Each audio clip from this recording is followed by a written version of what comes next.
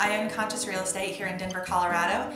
Here we have Kimberly McAleenan, one of my agents, and we have one of our favorite lenders, Jacqueline Gallegos with Hallmark Mortgage Otubens. Today we're making a video that are things to know about purchasing a home using a VA loan, and this can apply to active, reserves, retired military, or veterans. So first, Kimberly's going to explain to us how to find a knowledgeable real estate agent. It's important to find a knowledgeable real estate agent that's going to take care of you throughout the process. You're going to spend a lot of time with this person, so make sure it's somebody that you enjoy. It's also important to have somebody that you actually trust. Trusting somebody that you know that they're looking out for your best interests and not their own. It's not about how high the sale is, it's about what home fits your needs. Finding a good agent will help you with that. As a Navy veteran, I specialize in VA loans, but there are also many other types of loans. If you are in the Colorado area, myself or Allison are happy to help you, and if you're not in Colorado, we are also happy to reach out to one of the many agents in our mass network of great agents for you and refer you to somebody who can help you where you are. Thank you. When it comes to buying a house, you kind of need to get pre-approved. So Jacqueline's going to talk to you a little bit about that. So the pre-approval process is really the first step after you've identified an agent that you really want to work with that you know is going to take care of you. So during the pre-approval process, what we're going to do is take a look at all of your income and asset qualifications as well as your credit. That way we can make sure that the house payment that you have an ideal number at is also a payment that we can qualify you at. So through this process, what we're going to do is just review all of your paperwork, take the time to sit down with you, review different loan options, and make sure that we've identified the right one for you. And from there, we'll issue you pre-approval. That way you know that once you find the right house and you make an offer, there's not going to be any issues or hiccups with your financing piece. And next we are going to talk about doing the math. So Allison, how do you figure out what your budget is for a house price? Well, I find that, especially when my clients are working with a good lender such as yourself, what can be really helpful is to actually figure out what your ideal monthly price point would be for your budget. So for instance, you know, when you've done this in the past for me, when you give us a sheet that says, you know, at $300,000, your monthly payment will be this if you're making, you know, X amount of down payment. Which, by the way, on a VA loan, you probably do not have to make a down payment, and that is amazing.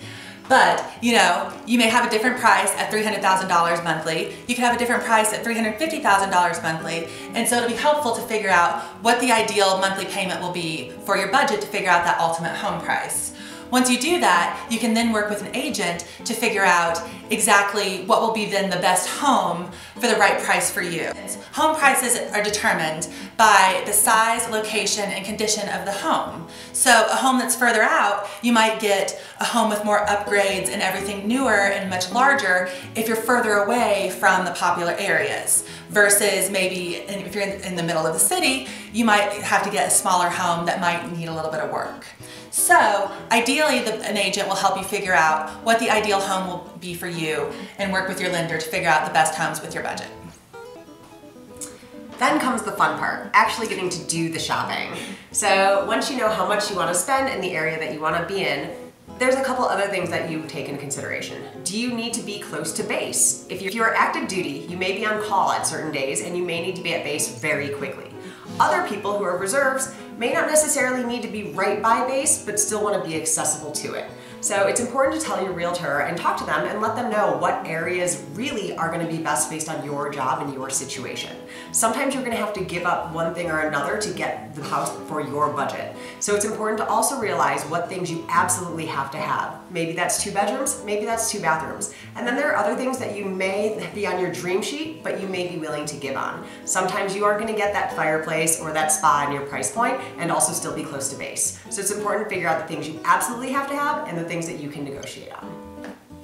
As a Navy veteran, would you like to be closer or further away from base? It depends on the base. As a Navy veteran who worked on planes, I like to be a little bit farther away from base because I didn't really like waking up to the sound of F-18s taking off. So even though they say you get over it, I still liked being a little farther away from base. So once you find the house that you want and you absolutely have to have, this is when you write the offer. You take the numbers that you've already talked about with your lender and with your realtor so you know where you want to be. And then you also want to reach out to your lender and find out what the deadlines and the timeline is. Each loan takes a little bit of a different timeline. Sometimes VA loans take longer and sometimes they're faster. Talk to your lender, find out what that timeline looks like, and then your agent is able to write the offer that actually applies to something that everybody can make happen for you. Writing the offer is also important because it's exciting and it's nerve-wracking, but your agent will help you come up with what you feel is the right price for the value of that property. Heads up, you will need to have something prepared called earnest money. One thing with VA loans is most often, am I correct in assuming that they can always get them with 0% down? Or I'm sorry, with no money down? For qualified buyers, you do have the option to put down 0% if it's the first time you're utilizing your VA entitlement. If it's not, then that's just a conversation that we need to have with the client themselves, just to verify that they meet all of the secondary tier qualifications for a VA loan. But in most cases, 0% down is always an option. Okay, and actually I'm distracting myself now, but that's okay. So I'm actually going to ask now, that is great that veterans can purchase a home, or anybody using a VA loan can purchase this home with no money down. But what are some of the other benefits of using a VA loan? Because I actually have a lot of combat veteran friends that have no idea what a VA loan is, and it's actually a pretty amazing loan to be able to utilize. And so what can you tell people about VA loans that they might not know? So the biggest benefit with the VA loan is obviously going to be the 0% down option. In most cases, if you're doing a conventional loan or an FHA loan and you put down less than 20%, you're going to have mortgage insurance. So one of the other caveats with VA loans is if you are a veteran who receives any kind of military benefit, that mortgage insurance, which they refer to as a funding fee in VA loans, gets waived. So it's a true 0% down, no mortgage insurance loan option. In most cases too, the interest rate is going to be a lot lower than what you would see on other loans, and you generally will be able to qualify in higher purchase price range if you're going VA versus conventional. Because in a VA loan, we really want to take care of our veterans who have served our country, and so what we do is we take into consideration other factors that may be compensating factors so that you may qualify for a little bit higher purchase price than you would if you're utilizing a traditional loan structure. So even though you don't have to have a down payment, you will still need earnest money. It's kind of a bummer, but you will still need it. So Allison, do you want to tell us a little bit about earnest money? Absolutely. So even if you're purchasing the home with no money down, you still will need to have some earnest money prepared. Earnest money basically guarantees that the buyer has some skin in the game. Because if you can imagine a situation where maybe you go under contract with a seller and at the last minute you were to just pull out for no reason and didn't feel like it, that could really inconvenience a seller who potentially needs to sell and move quickly. And so it's basically just ensuring that you are being held accountable to purchase the home. So if, for instance, if we needed to break contract based on something valid, if we had a bad inspection or something like that and you wanted to break contract, we can do so within those dates and deadlines and still get your earnest money back, but the earnest money just protects sellers from making sure that buyers don't pull out of the deal for no reason whatsoever. Normally the earnest money will be 1% to 2% of the purchase price, and depending on the state that you're in Colorado, most often we get the earnest money in within 2 days of going under contract. In other states, you may need to have the earnest money present when you present the contract. So it will depend on where you live, and your realtor can help you with that. And typically in Colorado, the title company is going to hold on to the earnest money for you, so that way it's a neutral third party, so that way it ensures that you will get it back if there is some type of issue and you fall off contract essentially. So it's not like you're sending off this money into the universe just to disappear. And also it will go towards your prepays and things like that for your final closing numbers. So you get this money back at the end. It just will potentially pay your things like taxes and insurance that you'll need to have your house. So once you get your offer accepted, then you have to do inspections. Inspections are really important, and Allison's going to tell you a little bit about them. Well, as you can imagine, you probably wouldn't want to purchase a home with a ton of problems. If you're purchasing a car that's used, most often you'll take it to a mechanic to look it over, and that's basically what inspections are for as well with your new home.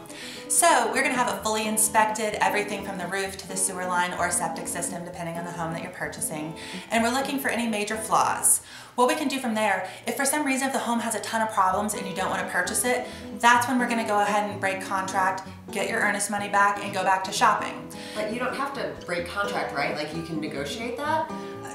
Absolutely. In fact, it's pretty rare that at least that I've had to break contract with my clients. Most often, if the home has some issues, the seller's then going to have to tell any potential other buyer who comes along about these issues. So now that these issues have been revealed, we start negotiating with the seller to get these items repaired or to lower the purchase price to ensure that you're not paying too much for a home or ready to take on a home that maybe has some issues that you're not ready to take on. Perfect. Who pays for the inspections?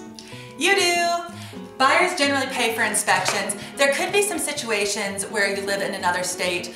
Currently, Colorado's in a very intense seller's market, and so buyers tend to have to pay for inspections and that stuff here. If you are in a state that has more of a buyer's market, you potentially could get the seller to pay for it or split it. But in Colorado, I've always had my buyers have to pay for them. I also like having the buyers pay for it because then they can pick the inspector and they can know that everything is good and everything is trusted, as opposed to just taking somebody else's word. So it's not their cousin trying to say, oh sure, the house is absolutely fine. Yeah. Absolutely. Yeah. Having a trusted, reliable inspector is definitely in your best interest.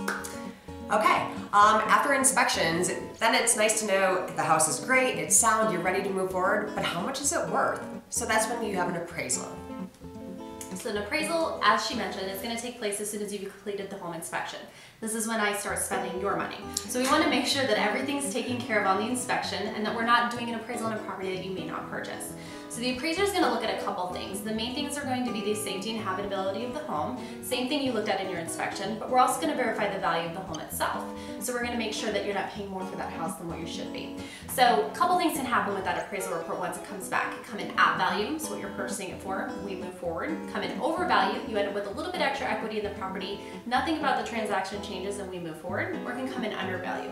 When it comes in undervalue, that's when we stop and we go back to negotiation. As a lender, I can't lend you more than what the house is worth. So at that point, we're going to go back to your seller and say, hey, this appraised for a little bit less, can you lower your purchase price? If the seller will budge, that's when we decide, okay, how badly do we want this house? You have the option to come to closing with the difference in funds. You also have the option to cancel the transaction at that point. So what we want to do is avoid putting you into a home that's not worth what you're paying for it, especially if you're limited on funds.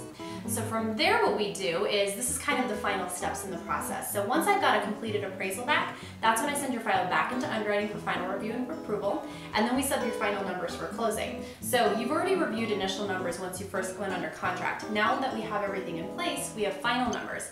So we're going to review those with you at least 3 days prior to closing. That way on closing date, we've already addressed all of the questions and concerns you might have about final loan setup and structure.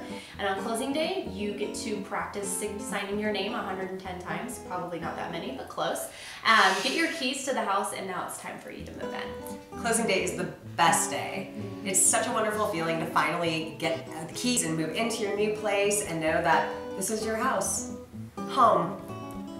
And actually, I think that maybe signing your name 110 times might actually be not inaccurate on the buyer's side, so do those wrist exercises before you go to closing. And fun fact, even though when you're in the military, you have to sign everything in black ink, at closing you'll sign everything in blue. That way everybody can see any changes other than the original document that's printed in black.